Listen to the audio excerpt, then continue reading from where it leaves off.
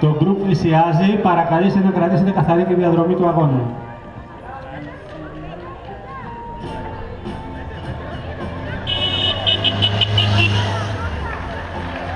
Πέντε γύρι.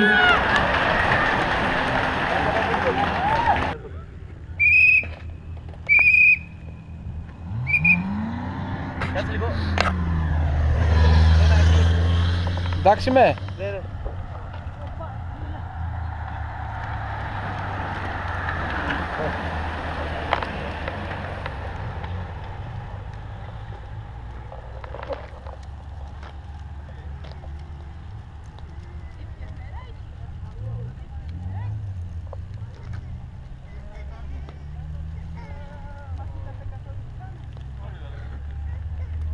Δηλαδή εσύ για 50 ευρώ θα πήγαινες?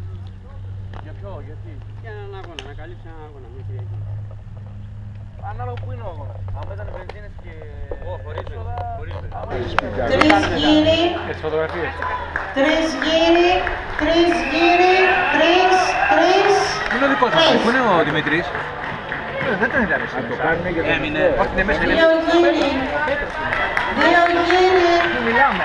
Και αυτοί όλοι μαζί θα πάνε. Α, όχι, πάμε λίγο. Άντε φιλιά, γεια.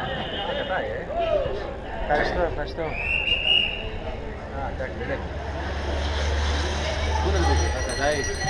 Α, είναι εκείνο ακόμα, Ζαχαριά. Τελευταίος γύρος.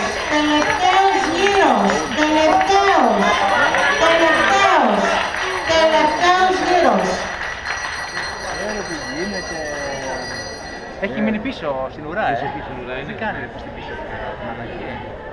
Τι είναι αυτό, τα αιχμή? Είναι μπλε.